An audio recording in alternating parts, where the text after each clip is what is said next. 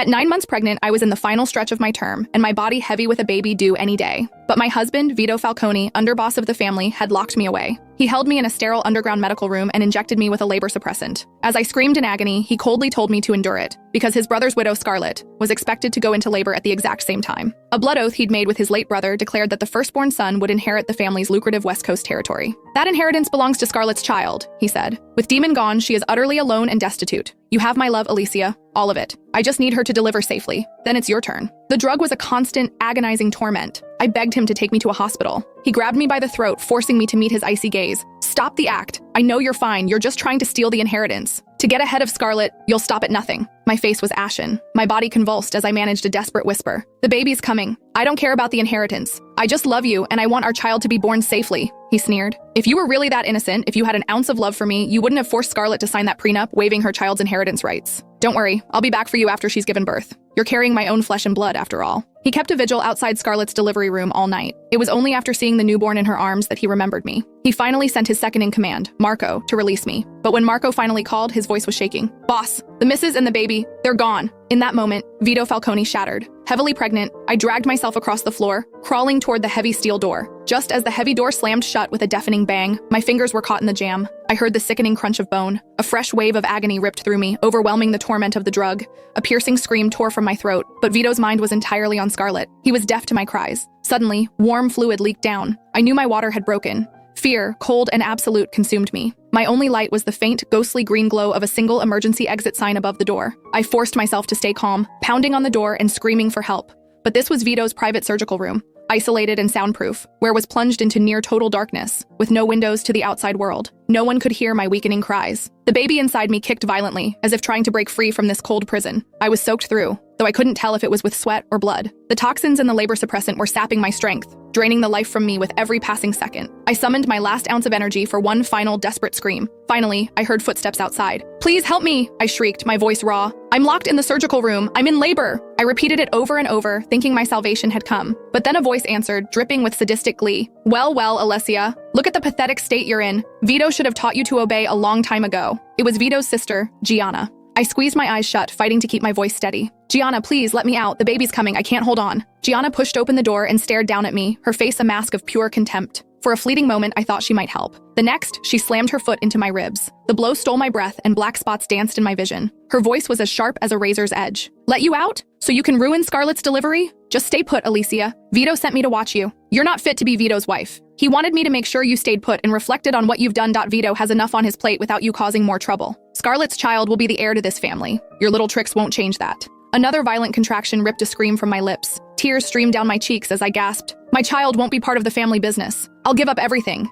Get a message to Vito. Let me go. I will vanish from this family and never look back. I swear on it. My screams seemed only to infuriate her. She scowled. Slut. Who do you think you're seducing with all that noise? Pathetic. Then she keyed her walkie-talkie, contacting Vito. The combined agony of the drug and the impending birth was tearing my soul apart. No problem, Vito, don't worry. I'll keep a close eye on her, she responded. When I heard Vito's voice, a flicker of hope ignited within me. He had to care about me. He had to care about our child. I screamed with all my might. Vito, the baby is coming, right now. Please have Gianna take me to the hospital. Now! I cried out, my voice a weak, uncontrollable tremble. Gianna hesitated. I heard her whisper into the walkie-talkie. Vito, I'm starting to think this is true. The way she's screaming. I don't believe she's putting on an act. Maybe I should take her to the hospital. He is your only child after all. If something happened, Vito paused for a few seconds as if considering it. Then his tone softened. Fine then, you can take her. Just then, a delicate voice purred from his end. Vito, darling, I'm thirsty. Could you bring me some champagne? The doctor says I need to relax if I'm going to have the strength to deliver our little prince. Oh, is Alessia in labor? It's nothing, darling. It doesn't even hurt.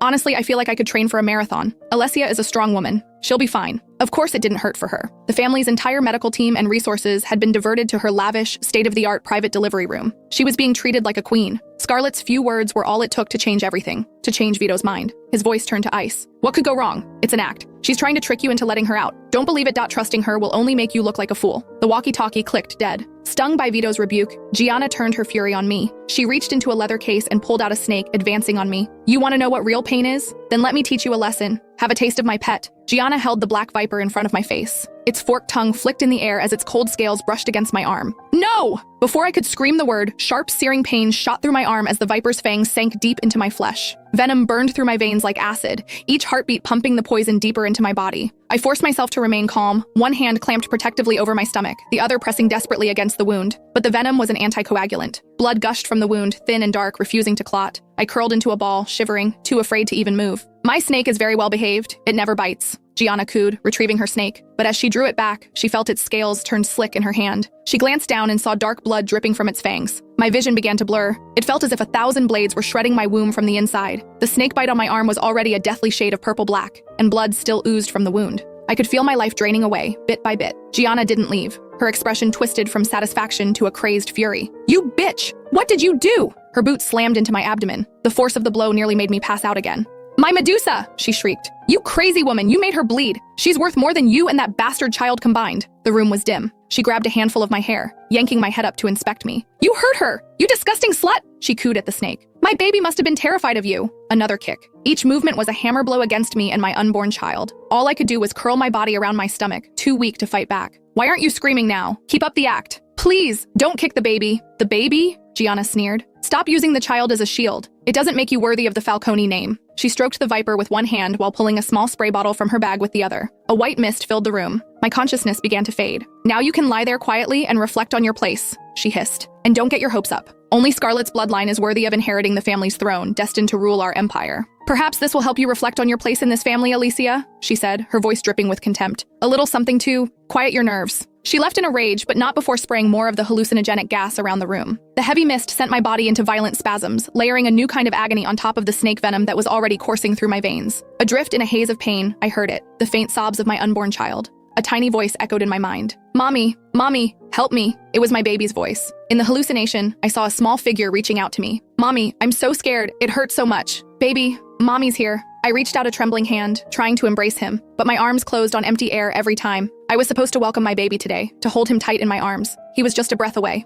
Why was fate so cruel to me and my child? My spirit finally broke and tears streamed silently down my face. Despair, sharp as a dagger, pierced my heart. I gently stroked my belly. "My sweet baby, mommy failed you. If there is a next life, I hope you are born into a loving family, where your parents cherish each other." My breathing grew faint, the blood thickening in my veins. Suddenly, the door clicked open, and a blinding light flooded the room.